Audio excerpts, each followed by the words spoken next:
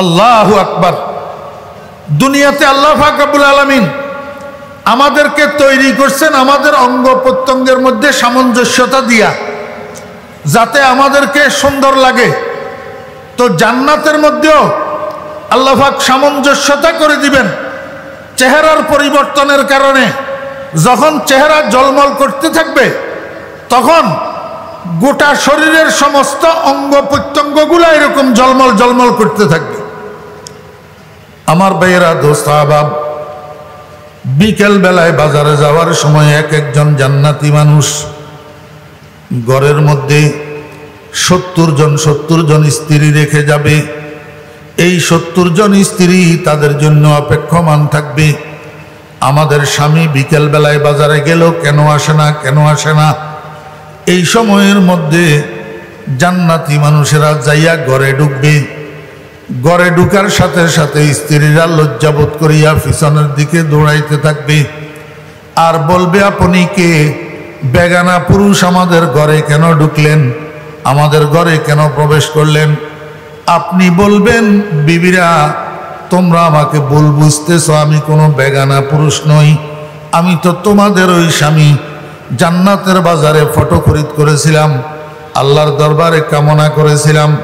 আল্লাহ পাক আমার কামনা পূরণ করে আমার চেহারা পরিবর্তন করে দিয়েছে। আমার গোটা শরীরের মধ্যে আল্লাহ পাক রূপ লাবণ্য বৃদ্ধি করে দিয়েছে। তোমরা আমার কণ্ঠস্বর পরীক্ষা করো, আমার কণ্ঠস্বর পরীক্ষা করো। আমি কোনো বেগানা পুরুষ নই, তোমাদের স্বামী। আমার ভাইয়েরা, দোস্ত আহবাব, স্ত্রীরা এবার কাছে আসবে, কণ্ঠস্বরের দ্বারা বুঝতে পারবে যে আমাদের স্বামী, অন্য কেউ না। স্বামীকে এরকম রূপবান অবস্থায় দেখে তারা খুশি আটখানা হইয়া যাবে। খুশিতে স্বামীকে লইয়া ঘর থেকে বাইরে যাবে। প্রত্যেক জান্নাতীর প্রাসাদের সামনে আল্লাহু আকবার গার্ডেন থাকবে, গার্ডেন পার্ক। এই পার্কের মধ্যে 70 জন স্ত্রী গোল হইয়া দাঁড়াবে, স্বামীকে মাঝখানে নিয়া গোল হইয়া দাঁড়াবে। প্রত্যেকের পায়ের মধ্যে ঘুঙ্গুর পরা থাকবে। আমার ভাইয়েরা, দোস্ত আহবাব, যখন তারা গোল হইয়া দাঁড়াবে, এই জান্নাতি হৌরদের কানে একটা মিউজিক্যাল সাউন্ড আসি ঢুকবে, একটা সুর আসি ঢুকবে, হারমোনিয়ামের সুর। আমার ভাইয়েরা, দোস্ত আহবাব, এই মিউজিক্যাল সাউন্ড এটা আসবে কোত্থেকে? আল্লাহর হাবিব জনাবে রাসূলুল্লাহ সাল্লাল্লাহু আলাইহি ওয়াসাল্লাম বলেন, জান্নাতের মধ্যে একটা গাছ হবে, একটা বৃক্ষ হবে। এই বৃক্ষটার নাম হবে শাজারায়ে তুবা। বাজারের নাম ছিল সুকে তুবা, এখন গাছের নাম হবে শাজারায়ে তুবা, তুবা বৃক্ষ। আমার ভাইয়েরা, দোস্ত আহবাব, আনন্দ বৃক্ষ। এই তুবা বৃক্ষের পাতা বলে কৃষ্ণচূড়া গাছের পাতার মতো, তেঁতুল গাছের পাতার মতো ছোট ছোট চিকন চিকন হবে। আল্লাহু আকবার। জান্নাতের উপরিভাগ দিয়া একটা বাতাস প্রবাহিত হবে, বাতাস। ক্বালান নবী সাল্লাল্লাহু আলাইহি ওয়াসাল্লাম, ওয়া তাহুব্বুর রিহু ফিহা মিনাশ শিমালি ইলাল জুনুব। জান্নাতের উপরিভাগ দিয়া উত্তর দিক থেকে দক্ষিণ দিকে একটা পিনপিন্না বাতাস, শীতল বাতাস, বাদে সরসর বাতাস একটা প্রবাহিত হবে। আল্লাহর হাবিব জনাব রাসূলুল্লাহ সাল্লাল্লাহু আলাইহি ওয়াসাল্লাম ইরশাদ করেন, এই বাতাস যখন তুবা বৃক্ষের পাতার সঙ্গে লাগবে, একটা পাতা আর একটা পাতার সঙ্গে বাড়ি খাইয়া সেখান থেকে আল্লাহর কুদরতে মিউজিক্যাল সাউন্ড নির্গত হবে। ওই বাতাসটা এই সাউন্ডটাকে ফিটাইয়া গোটা জান্নাতের মধ্যে সমানভাবে ছড়াইয়া দিবে। এই মিউজিক্যাল সাউন্ডের আওয়াজ যাইয়া হুরদের কানে পৌঁছাবে। আমার ভাইয়েরা, দোস্ত আহবাব, 70 জন হুর, 70 জন স্ত্রী এই সুরের তালে তালে স্বামীকে মাঝখানে লইয়া চতুর্দিকে ঘুরিয়া ঘুরিয়া ডান্স পরিবেশন করবে, নৃত্য পরিবেশন করবে, নাচতে থাকবে।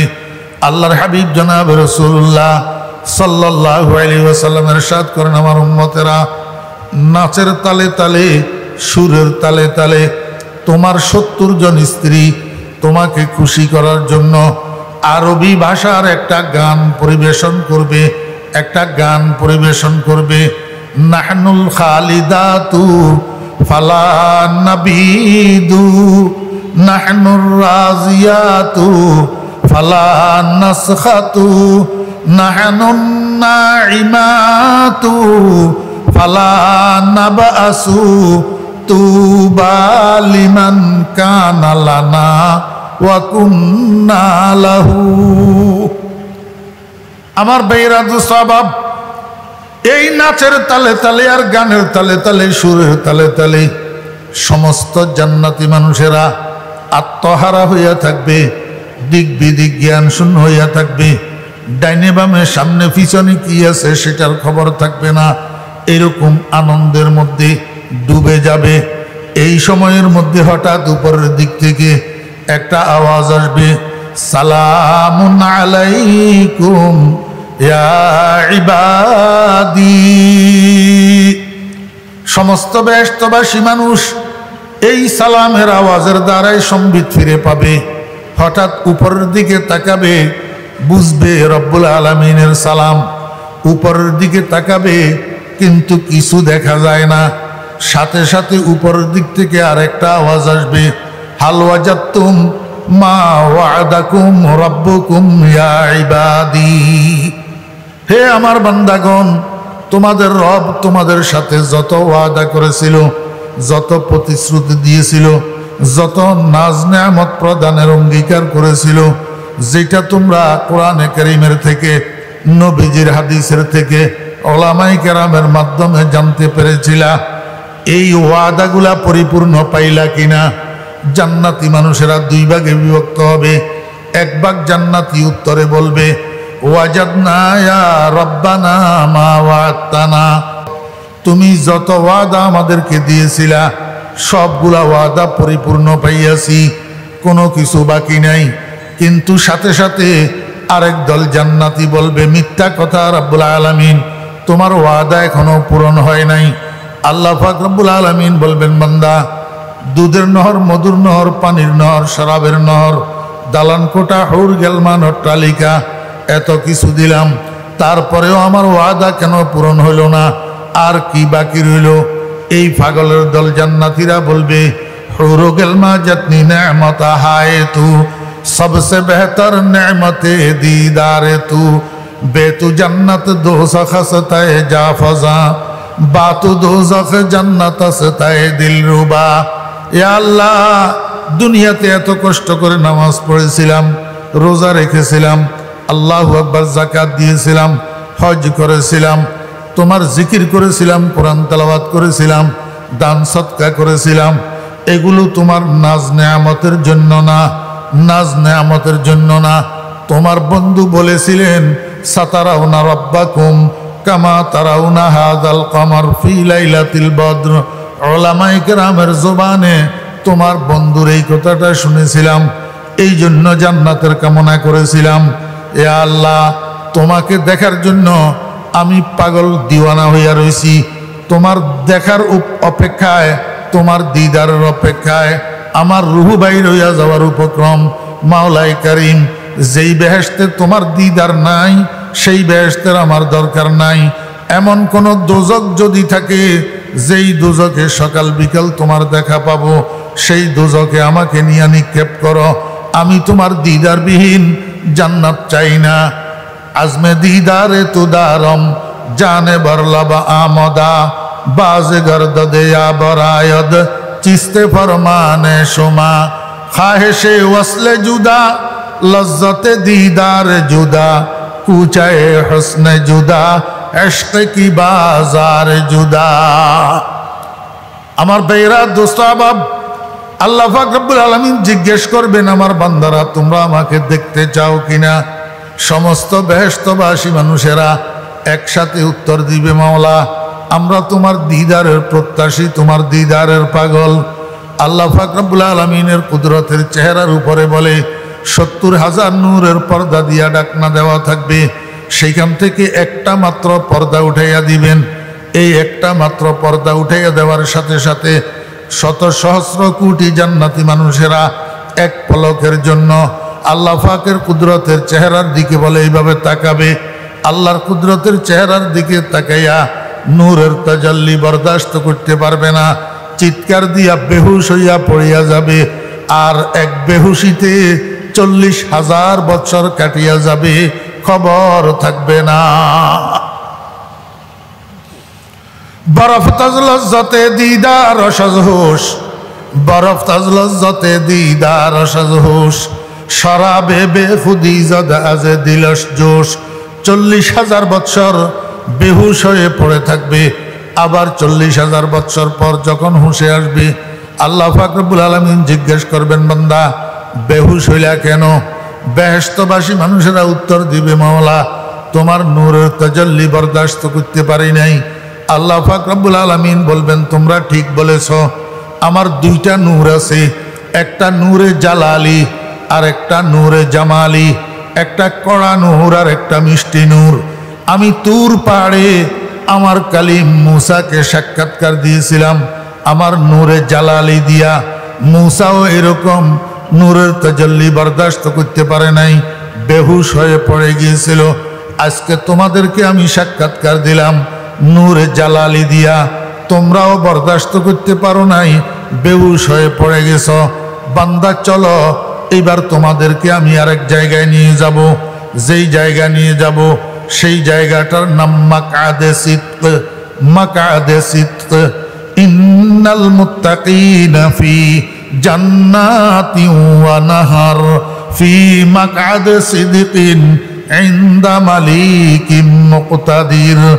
আল্লাহ পাক রব্বুল আলামিন বলবেন, বান্দা এই মাকআদে সিদকের মধ্যে আমি তোমাদের জন্য একটা জলসার আয়োজন করব। জলসা, একটা মাহফিলের আয়োজন করব। কিভাবে? আল্লাহ পাক রব্বুল আলামিন কোন বলবেন, কোন। এই কোন বলার সাথে সাথে একটা প্যান্ডেল তৈরি হবে, একটা স্টেজ তৈরি হবে। কত বড় স্টেজ! যেই স্টেজের মধ্যে বিশেষ অতিথি হিসাবে উপবিষ্ট থাকবেন 1.25 লক্ষ নবী রাসূলগণ, 1.25 লক্ষ নবী রাসূলগণ, 1.25 লক্ষ আম্বিয়া আলাইহিস সালাতু ওয়াস সালাম স্টেজের মধ্যে বিশেষ অতিথি হিসাবে উপস্থিত থাকবেন। আমার ভাইয়েরা, দোস্ত আহবাব, এই স্টেজের মধ্যে 2টা কুরসি থাকবে। কুরসি, একটা সভাপতির জন্য আর একটা প্রধান অতিথির জন্য। সভাপতির আসন অলঙ্কৃত করবেন লা ইলাহা ইল্লাল্লাহ, আর প্রধান অতিথির আসন অলঙ্কৃত করবেন মুহাম্মাদুর রাসূলুল্লাহ। আমার ভাইয়েরা, দোস্ত আহবাব, এই মাহফিলের আলোচনা জনাবে মুহাম্মদুর রাসূলুল্লাহ সাল্লাল্লাহু আলাইহি ওয়াসাল্লাম সাহাবায়ে কেরামের সাথে যখন করতেছিলেন, সাহাবী একজন জিজ্ঞাসা করেন, ইয়া রাসূলুল্লাহ, এত বড় বিশাল মাহফিল, যেই মাহফিলের মধ্যে আদম আলাইহিস সালাম থেকে কিয়ামত পর্যন্ত যত মানুষ জান্নাতি হবে, সমস্ত জান্নাতি মানুষেরা এই মাহফিলের মধ্যে উপস্থিত থাকবে, সমস্ত নবী রাসূলগণ উপস্থিত থাকবেন। এত বড় মাহফিলের মধ্যে আলোর ব্যবস্থা কি হবে, লাইটের ব্যবস্থা কি হবে, বাতির ব্যবস্থা কি হবে? সরকার দো আলম জনাবে মুহাম্মদুর রাসূলুল্লাহ সাল্লাল্লাহু আলাইহি ওয়াসাল্লাম বলেন, আমার সাহাবীগণ বেহেশতের সেই জলসার মধ্যে, বেহেশতের সেই মাহফিলের মধ্যে পৃথক কোনো লাইটের ব্যবস্থা থাকবে না, গোটা মাহফিলটা আলোকিত হইয়া থাকবে আমি মুহাম্মদুর রাসূলুল্লাহ সাল্লাল্লাহু আলাইহি ওয়াসাল্লামের চেহারার আলোর দ্বারা। खुदा खुद मेरे महफिल बूद अंदर ला मका खुसरू, खुदा खुद मेरे महफिल बूद अंदर ला मका खुसरू, मोहम्मद शम्अ महफिल बूद शब जाए के मनबूदम। ও বেরা, দোস্ত আহবাবেরা, এই মাহফিলের মধ্যে, এই জলসার মধ্যে স্টেজের সামনে সমস্ত জান্নাতি মানুষেরা 2 ভাগে বিভক্ত হইয়া উপস্থিত থাকবে, ফার্স্ট ক্লাস আর সেকেন্ড ক্লাস। ফার্স্ট ক্লাসের জান্নাতীদের প্রত্যেকের জন্য একটা একটা স্বর্ণের সোপা দেওয়া হবে, এবং সেকেন্ড ক্লাসের জান্নাতীদের জন্য মেশকো আম্বরের সিঁড়ি বানাইয়া দেওয়া হবে, মেশকো আম্বরের পাহাড় বানাইয়া দেওয়া হবে। এই পাহাড়ের মধ্যে দাপ দাপ কইরা সিঁড়ির মতো করে দেবে। আল্লাহু আকবার বরাবর সামনের দাপ পিছনের দাপ থেকে একটু নিচু, পিছনের ধাপ সামনের ধাপের থেকে একটু উঁচু, যাতে সর্বপিছনের জান্নাতীরা সমানভাবে স্টেজটা দেখতে পায়। আমার ভাইরা দোস্ত আহবাব, এই স্টেজের যখন এই মাহফিল যখন শুরু হবে, আল্লাহ পাক রব্বুল আলামিন সাদারতের আসনের থেকে হযরতে ইসরাফিল আলাইহিস সালাতু ওয়াস সালামকে ডাক দিবেন, আমার ফেরেশতা ইসরাফিল কোথায় তুমি? হযরতে ইসরাফিল আলাইহিস সালাম বলবেন, লাব্বাইক ওয়া সাদাইক ইয়া রাব্বি, হে প্রভু আমি তো উপস্থিত আছি। আল্লাহ পাক রব্বুল আলামিন বলবেন, ইসরাফিল তোমাকে আমি একটা সুললিত কণ্ঠের অধিকারী বানিয়েছিলাম, একটা সুন্দর কণ্ঠ দিয়েছিলাম। আজকে তোমার সেই সুললিত কণ্ঠের দ্বারা আমার জান্নাতি বান্দাদের সামনে আল্লাহু আকবার একটা হামদে বারি পরিবেশন করো। হামদে বারি পরিবেশনের মাধ্যমে আমার জলসাটাকে তুমি উদ্বোধন করে দাও। হযরত ইসরাফিল আলাইহিস সালাতু ওয়াস সালাম আরবি ভাষার একটা হামদে বারি পাঠ করা শুরু করবেন। কতক্ষণ পর্যন্ত চলবে এই হামদে বারির পরিবেশন? আল্লাহু আকবার। আমার ভাইরা দোস্ত আহবাব, জান্নাতের মধ্যে জান্নাতীদের খেদমতের জন্য আল্লাহ পাক কতগুলা বালক রেখেছেন। বালক, এই বালকগুলাকে বিলদানে মুখাল্লাদুন বলে, আরেক নাম তাদের গিলমান। এই গিলমানেরা তিন ভাগে বিভক্ত থাকবে। এক ভাগের কাছে ড্রাম থাকবে, আরেক ভাগের কাছে জগ থাকবে, আরেক ভাগের কাছে গ্লাস থাকবে। ড্রামের মধ্যে একটা শরবত ভর্তি থাকবে, শরবত। সেই শরবতের নাম শারাবে তাহুর। শারাবে তাহুর।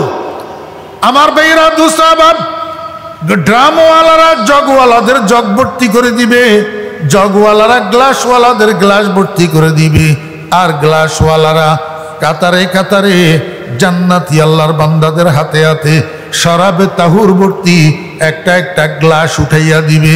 যতক্ষণ পর্যন্ত এই শত সহস্র কোটি জান্নাতি মানুষের মধ্যে শরাবে তাহুরের পরিবেশন শেষ হবে না, ততক্ষণ পর্যন্ত ইসরাফিল আলাইহিস সালাম জান্নাতের স্টেজের কোনায় দাঁড়াইয়া দাঁড়াইয়া হামদে বারি পরিবেশন করবে।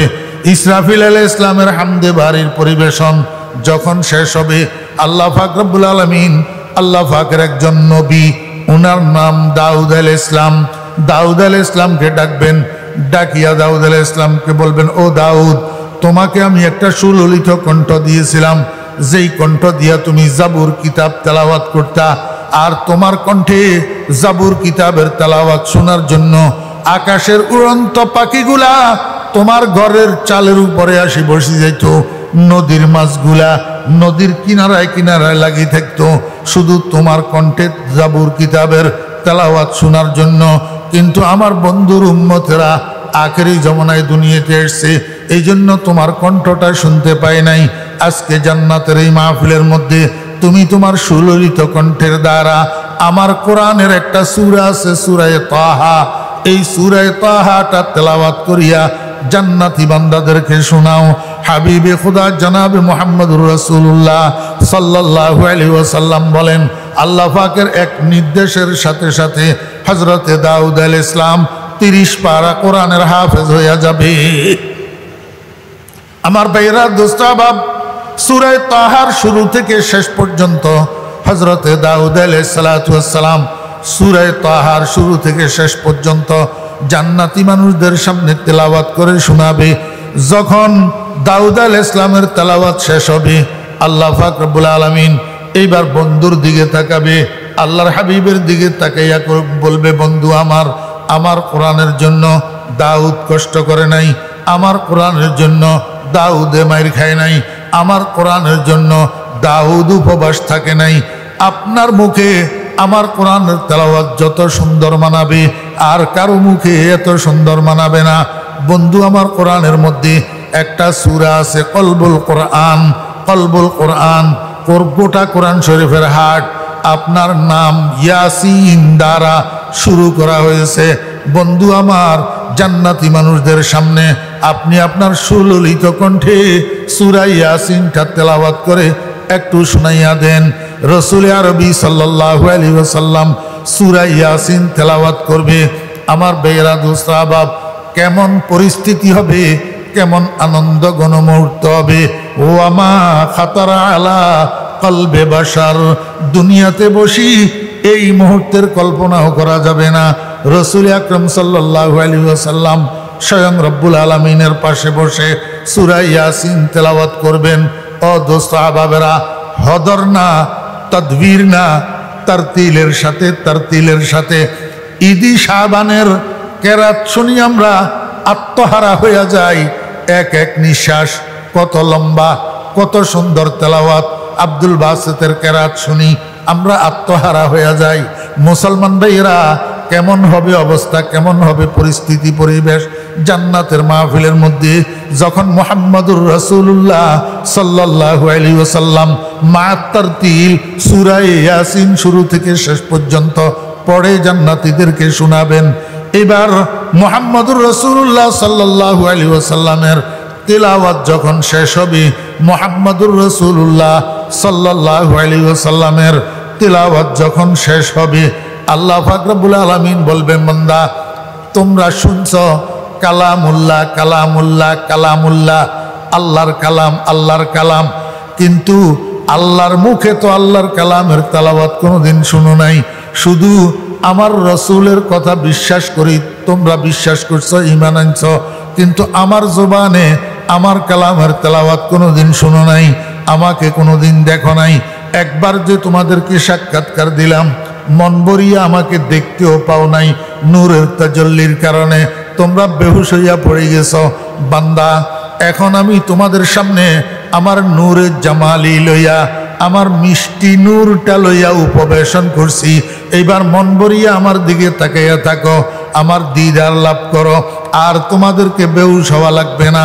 বান্দা, আমার কালাম আমি যত সুন্দর করে পড়তে পারবো, এত সুন্দর করে আমার বন্ধুও পারবে না, এত সুন্দর করে দাউদও পারবে না। আমার কোরআন শরীফের মধ্যে, আমার কালামের মধ্যে একটা সূরা আছে, যেই সূরাটা কোরআন শরীফের অলংকার। কালান নবী সাল্লাল্লাহু আলাইহি ওয়াসাল্লাম, জিনাতুল কোরআনে সূরাতুর রহমান। আল্লাহু আকবার।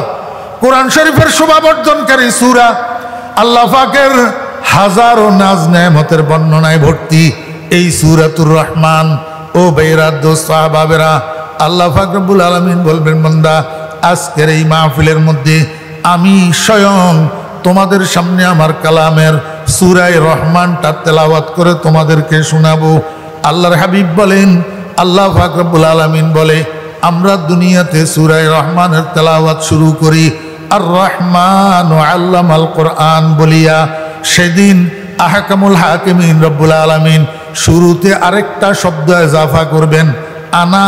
আনা জমিরে মুতাকাল্লিম, আনা অর্থাৎ আমি। আল্লাহ পাক নিজের দিকে এইভাবে ইঙ্গিত করে বলবেন, আনার রহমান আল্লামাল কোরআন। ও দুনিয়ার মানুষেরা, ও আমার বান্দারা, ও জান্নাতীরা, তোমরা আমার দিকে তাকাইয়া থাকো, আমার দিদার লাভ করো, আর আমার মুখে আমার কালামের তেলাওয়াত শুনো। আনার রহমান, আমি সেই রহমান। রহমান সম্পর্কে তোমরা যে শুনেছ, আমি সেই রহমান। জায়গায় জায়গায় আর রহমানির রাহিম, আর রহমানির রাহিম, জায়গায় জায়গায় রহমান রহমান শুনছ, বলছ, কিন্তু রহমানকে দেখো নাই। আমি সেই রহমান। আমার ভাইয়েরা, দোস্ত আহবাব, এই হইল আল্লাহ পাক রব্বুল আলামিনের চূড়ান্ত দিদার। এইখানে মাকআদে সিদকের মধ্যে জান্নাতি মানুষেরা চূড়ান্তভাবে মন ভরিয়া আল্লাহ পাকের দিদার লাভ করবে। এই জন্য আল্লাহ পাক রব্বুল আলামিন বলেন, ফামান কানা ইয়ারজু লিকা রাব্বিহি ফালইআমাল আমালান সালিহা ওয়ালা ইউশরিক বিইবাদাতি রাব্বিহি আহাদা। ও দুনিয়ার মানুষেরা, তোমরা যদি তোমার রবের সাথে সাক্ষাৎ প্রত্যাশী হও, তোমার রবের সাথে সাক্ষাৎ করার আশা পোষণ করো, তাহলে তোমাকে দুইটা কাজ করতে হবে। একটা ধরবা আর একটা ছাড়বা। ধরবা কি? আমালান সালেহা। দুনিয়ার মধ্যে যতদিন বাঁচবা আমলে সালেহ করবা। আমলে সালেহ, আমলে সালেহ কাকে বলে? আমার বেরাদু সাহাবাব, আমলে সালেহ ওই সমস্ত কাজের নাম যেই কাজগুলা মুহাম্মদুর রাসূলুল্লাহ সাল্লাল্লাহু আলাইহি ওয়াসাল্লাম নিজে করেছেন, অথবা মুহাম্মদুর রাসূলুল্লাহ সাল্লাল্লাহু আলাইহি ওয়াসাল্লাম করার জন্য নির্দেশ দিয়েছেন। অথবা কোনো সাহাবী নবীজির সামনে করছেন, নবীজি মৌন সমর্থন দিয়েছেন, বাধা দেন নাই, এই 3 প্রকার কাজের নাম আমলে সালেহ। রাসূল আকরাম সাল্লাল্লাহু আলাইহি ওয়াসাল্লাম যেটা করছেন সেটা আমলে সালেহ, সেটা নেক আমল। নবীজি যেটা করার জন্য নির্দেশ দিয়েছেন সেটা আমলে সালেহ, নেক আমল। যেটা নবীজির সামনে করা হয়েছে, নবীজি নিষেধ করেন নাই, সেটা আমলে সালেহ, নেক আমল।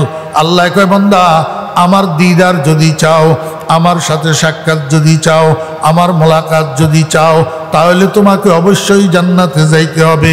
আর জান্নাতে যাইতে হইলে তোমাকে আমলে সালেহ করতে হবে, নেক আমল করতে হবে। আমার ভাইরা দোস্ত আহবাব, আরেকটা কাজ তোমাকে ছাড়তে হবে, ওয়ালা ইউশরিক বিইবাদাতি রাব্বিহি আহাদা। তোমার রবের ইবাদতের মধ্যে অন্য কাউকে তুমি অংশীদার বানাইতে পারবে না। খবরদার, সিজদা আল্লাহ পাকের ইবাদত, সিজদা আল্লাহ পাকের ইবাদত, সিজদা আল্লাহ পাকের ইবাদত। কোনো গায়রুল্লাহর জন্য সিজদা করতে পারবে না। জিন্দা হোক আর মুর্দা হোক, কোনো জিন্দা পীরের কদমে সিজদা করতে পারবে না, কোনো মুর্দা পীরের কবরে সিজদা করতে পারবে না। যদি সিজদা করো তাহলে তুমি মুশরিক হইয়া যাইবা। আমার ভাইরা দোস্ত আহবাব, একটু মনোযোগ সহকারে শুনেন। আল্লাহ বলছেন, ওয়ালা ইউশরিক বিইবাদাতি রাব্বিহি আহাদা। আল্লাহর ইবাদতের মধ্যে অংশীদারিত্ব করা যাবে না, শরীক বানানো যাবে না। এই শিরিকের মধ্যে দোনো প্রকারের শিরিক ঢুকা আছে, শিরকে জলি আর শিরকে খফি। শিরকে জলিত বাহ্যিকভাবে আমরা যে গায়রুল্লাহর সিজদা দিই, গায়রুল্লাহর পূজা করি, দেবদেবী পূজা করি, মূর্তি পূজা করি, চন্দ্র সূর্য পূজা করি, তুলসী গাছ পূজা করি, গরু পূজা করি, গরুর গোবর পূজা করি, এইটা হইল স্পষ্ট শিরিক, শিরকে জলি। আর একটা শিরিক আছে শিরকে খফি, অস্পষ্ট শিরিক, যেটাকে দুনিয়ার মানুষের শিরিক মনে করে না। আল্লাহর হাবিব জনাব রাসূলুল্লাহ সাল্লাল্লাহু আলাইহি ওয়াসাল্লামের ইরশাদ করেন, ইন্না আখওয়াফা মা আখাফু আলা উম্মতি আশ-শিরকুল খফি। কিলা ওয়া মা শিরকুল খফি ইয়া রাসূলুল্লাহ? ক্বালা আর-রিয়া আও কামা ক্বালা নবী আলাইহিস সালাতু ওয়াস সালাম। আল্লাহর হাবিব বলেন, আমি দুনিয়া থেকে যাওয়ার পরে আমার উম্মতের জন্য যেই কাজটার জন্য আমার বেশি ভয় হয়, সেই কাজটা হলো শিরকে খফি, অস্পষ্ট শিরিক, অস্পষ্ট শিরিক। আল্লাহর হাবিব বলেন, আমার উম্মত বেশিরভাগ এই অস্পষ্ট শিরিকের মধ্যে মুবতালা হয়ে যাবে। সাহাবী জিজ্ঞাসা করেন, মা শিরকুল খফি ইয়া রাসূলুল্লাহ? হে আল্লাহর রাসূল, শিরকে খফিটা কি? ক্বালা রাসূলুল্লাহ সাল্লাল্লাহু আলাইহি ওয়াসাল্লাম, আর-রিয়া। শিরকে খফি অস্পষ্ট শিরিক হলো রিয়া। রিয়া লৌকিকতা, মানুষকে দেখানোর জন্য ইবাদত করা, মানুষকে দেখানোর জন্য নামাজ পড়া, মানুষকে দেখানোর জন্য জিকির করা, মানুষকে দেখানোর জন্য তসবিহ একটা হাতের মধ্যে লইয়া লইয়া ঘুরা, মানুষকে দেখানোর জন্য বড় পাগড়ি একটা বাঁধি রাখা। আল্লাহু আকবার। বড় পাগড়ি একটা বাঁধি রাখা মানুষকে দেখানোর জন্য, আর আল্লাহর বান্দাদেরকে সচরাচর খুন করা। আল্লাহর বান্দাদের উপরে মনোযোগ আসেনি ভাই? বুখারী শরীফ জিলদে সানি কিতাবুল মাগাজি, রাসূল আকরাম সাল্লাল্লাহু আলাইহি ওয়াসাল্লাম কোন ইসলামী সৈন্য দল পাঠানোর সময় উনাদেরকে হেদায়েত দিতেন, দিক নির্দেশনা দিতেন। ও মুসলমানেরা, খবরদার, সূর্য উদয় হওয়ার আগে প্রতিপক্ষের উপরে হামলা করবে না, অন্ধকারের মধ্যে হামলা করবে না। আল্লাহু আকবার। পিছনের দিক থেকে অজান্তে হামলা করবে না, কোনো মহিলার উপরে আক্রমণ করবে না, কোনো শিশুর উপরে আক্রমণ করবে না, কোনো বয়োবৃদ্ধদের উপরে আক্রমণ করবে না। আল্লাহর হাবিবের হেদায়েত, আল্লাহর হাবিবের দিক নির্দেশনা। এখন আমাদের দেশে অবস্থা কি হইল আমার ভাইয়েরা দোস্ত আহবাব? রাত্রের 2টার সময় আরেক মসজিদের থেকে রওনা দিতেছে টঙ্গীর ময়দানের দিকে। রাত্রের 2টার সময় আরেক মসজিদের থেকে রওনা দিতেছে টঙ্গীর ময়দানের থেকে। যাওয়ার সময় আরেকজনকে বলি যেতেছে, জেহাদের ময়দানে যাইতেছি, বাঁচি আসলে গাজী, মরে গেলে শহীদ। আমার ভাইয়েরা দোস্ত আহবাব, আশ্চর্য লাগে আমার কাছে। ফরিদুদ্দিন ফালতু কথা বলে না। আমি দলিল ছাড়া কথা বলি না, একদম বাস্তব কথা যেটা বলতেছি। ঢাকার একটা মসজিদের থেকে রাত্রে 2টার সময় আল্লাহু আকবার এই কিরিজ মিরিজ দামা চুরি লইয়া টঙ্গীর ময়দানের দিকে রওনা হইছে। যাওয়ার সময় আরেকজনকে বলি যাইতেছে জেহাদের ময়দানে যাইতেছি, বাঁচি আসলে গাজী, মরে গেলে শহীদ। ও ভাইয়েরা দোস্ত আহবাব, কোন জেহাদের মধ্যে সাহাবায়ে কেরামেরা দুশ্মনের উপরে অন্ধকারে আক্রমণ করছিল, অজান্তে আক্রমণ করছিল। তো তোমরা কোন জেহাদ করতেছ?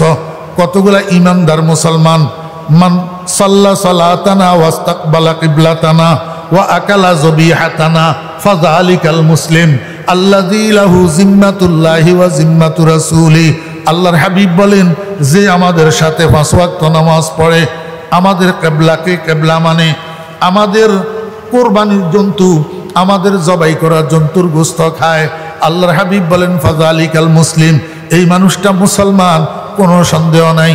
তো তোমরা যে যাইয়া রাত্রে 3টার সময় এই নিরস্ত্র ঘুমন্ত কতগুলা মানুষের উপরে, এগুলা তো মুসলমান, এগুলাকে তো কাফের বলা যাবে না, মুরতাদ বলা যাবে না, মুনাফেক বলা যাবে না।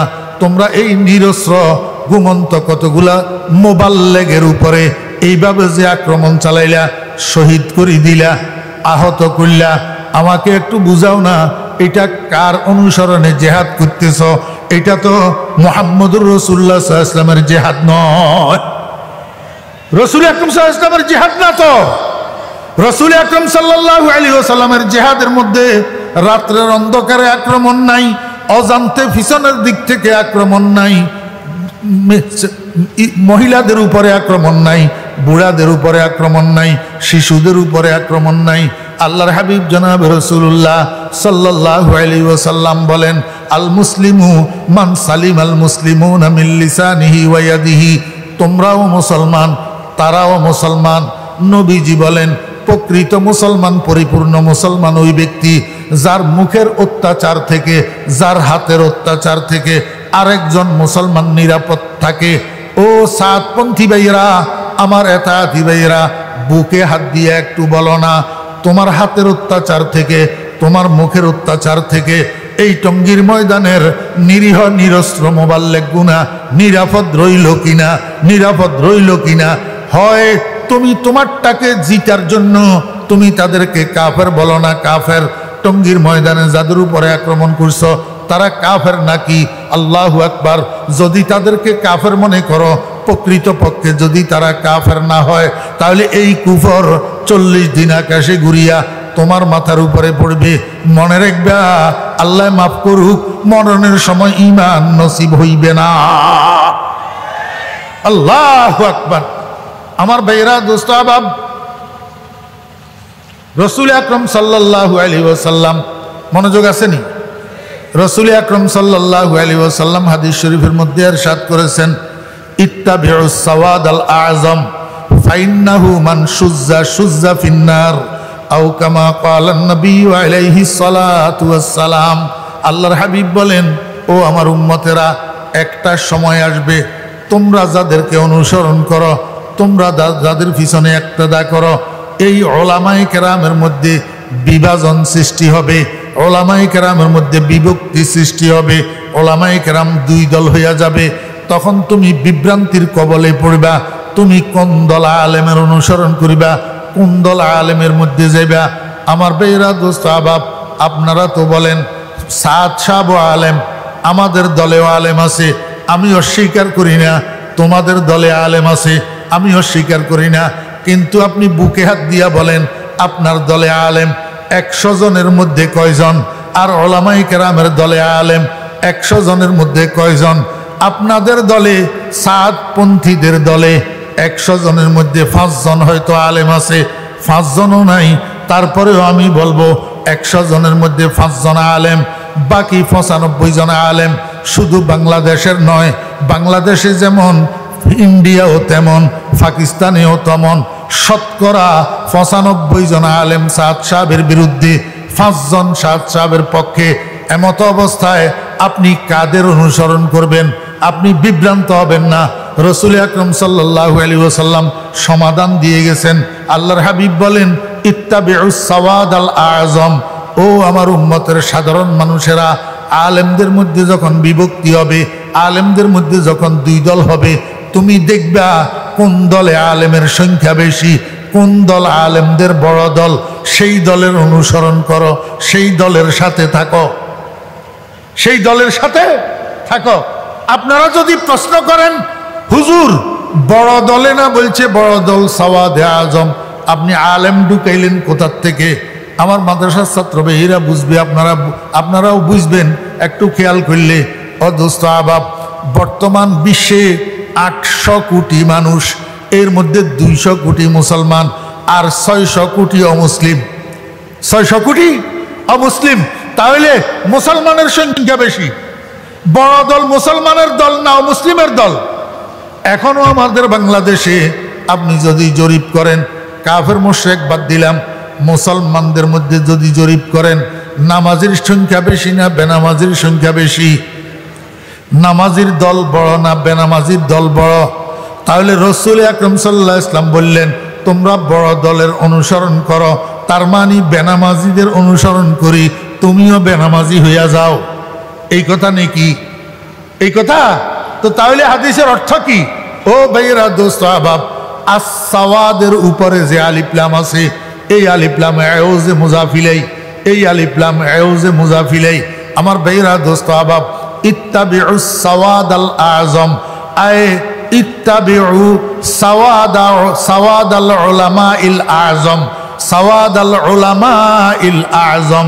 তোমরা যখন দেখবা তোমাদের অনুসরণীয় অনুকরণীয়, তোমাদের মুক্তাদা, তোমাদের ইমাম আলেমেরা যখন দুই ভাগ হইয়া গেছে, তখন তুমি আলেমদের বড় দলের সাথে থাকো, বড় দলের থেকে বিচ্ছিন্ন হইও না। রসুল আরবি সাল্লাল্লাহু আলাইহি ওয়াসাল্লাম বলেন, যদি দলচ্যুত হও, যদি দল বিচ্ছিন্ন হও, রাখাল 100টা ছাগল নিয়ে মাঠে যায় চরানোর জন্য, সবগুলা ছাগলকে দলবদ্ধ করে রাখার চেষ্টা করে, কারণ একটা ছাগল, 2টা ছাগল যদি পিছনে যদি ছুট পড়ে, সেটার উপরে বাঘে আক্রমণ করি, বাঘে ছাগল ধরি জঙ্গলে নিয়ে যায়, জঙ্গলে নিয়ে খাইয়া ফেলে। আল্লাহর হাবিব কয়, উম্মত খবরদার, ছোট্ট দলের সাথে যাইয়া দলচ্যুত হইও না, বড় দলের থেকে বিচ্ছিন্ন হইও না। বড় দলের থেকে বিচ্ছিন্ন যদি হও, ডাইনের থেকে বামের থেকে শয়তানে আসি তোমার উপরে আক্রমণ করাবে, তোমাকে দিয়া আবুল তাবুল কাজ করাবে, আবুল তাবুল কথা বলাবে। যেমন আলেম হওয়া সত্ত্বেও মাওলানা সাদ ওলামায়ে কেরামের মতাদর্শের বিরুদ্ধে, আহলুস সুন্নাত ওয়াল জামাতের মতাদর্শের বিরুদ্ধে আবুল তাবুল বয়ান করা শুরু করছে, আবুল তাবুল কথা বলা শুরু করছে। দারুল উলুম দেওবন্দের ওলামায়ে কেরামরা উনারে টোকা দিছে, সতর্ক করছে। নিজামুদ্দিনের বড় বড় মুরব্বী যিনারা ছিলেন, উনারা টোকা দিছে, উনারা সাবধান করছে, ফিরানোর জন্য চেষ্টা করছে। তারপরেও সাদ সাপ ফিরে না। নিশ্চয় বোঝা গেছে ওই যে বাঘে আক্রমণ করছে, দলচ্যুত হওয়ার কারণে শয়তানে আক্রমণ করাইয়া উল্টা পাল্টা কথা বলাইতেছে। আমার ভাইরা, দোস্ত আহবাব, আল্লাহর হাবিব বলেন, এমন ভাবে যদি দলচ্যুত হও তো শয়তানে তোমারে বুলাইয়া জাহান্নামের মধ্যে যাওয়ার জন্য তোমাকে দিয়া কাজ করাবে আর কথা বলাবে। এই জন্য মুসলমান ভাইয়েরা, দোস্ত আহবাবেরা, এখনো যারা বুঝতেছেন না, আমি আপনাদেরকে অনুরোধ করব, ওলামায়ে কেরামের বড় দল, হক্কানি ওলামায়ে কেরামের দল যেটা, সেটাকে মহব্বত করেন, সেটাকে অনুসরণ করেন, সেটার সাথে থাকেন। সারা বাংলাদেশের সাতপন্থী যত ভাইয়েরা আছেন, বিশেষ করে যারা আলেম না, আমি আপনাদেরকে বাংলাদেশের সকল ওলামায়ে কেরামের পক্ষ থেকে উদাত্ত আহ্বান জানাবো, এই গুমরা সায়াদের পক্ষ বাদ দিয়া, গুমরা সায়াদের সমর্থন বাদ দিয়া হক্কানি ওলামায়ে কেরামের সাথে আসেন, হক্কানি ওলামায়ে কেরামের সাথে আসেন। ইনশাআল্লাহুল আজিজ নাজাতের উসিলা হইয়া যাবে। আল্লাহু আকবার। কথা মনে থাকবে তো ইনশাআল্লাহ ভাই? ওয়ালা ইউশরিক বিইবাদাতি রাব্বিহি আহাদা। আমি ইবাদত করতেছি, মনোযোগ আছে না? আমি ইবাদত করতেছি, আমি ইলম শিখতেছি, আমি হাটাজারি কলেজ মাঠে বয়ান করতেছি শ্রোতাদেরকে খুশি করার জন্য, শ্রোতাদেরকে খুশি করার জন্য, শ্রোতাদের থেকে বাহা কুড়ানোর জন্য। নাউযুবিল্লাহি মিন যালিক, নাউযুবিল্লাহি মিন যালিক, নাউযুবিল্লাহি মিন যালিক। যদি এই উদ্দেশ্য হয় তাহলে তোর এই আমল, তোর এই ইবাদত কিয়ামতের ময়দানে আল্লাহ পাক তোর মুখের উপরে মারবে। প্রশংসায় যদি তোর দিল ফুলে, প্রশংসা না করলে যদি তোর মনে কষ্ট আসে, মানুষকে দেখানোর জন্য যদি তাবলীগ করস, মানুষকে দেখানোর জন্য দাওয়াতি কাজ করস, তো তোর এই তাবলীগ, এই দাওয়াতি কাজ কিয়ামতের ময়দানে তোর মুখের উপরে মারা। আরেকটা কথা কইলে শেষ, খালি বয়ান করে, খালি কি করে, কুনতুম খায়রা উম্মাতিন উখরিজাত লিন্নাস, কুনতুম খায়রা উম্মাতিন উখরিজাত লিন্নাস। আল্লাহ পাক বলছেন তোমরা উত্তম উম্মত।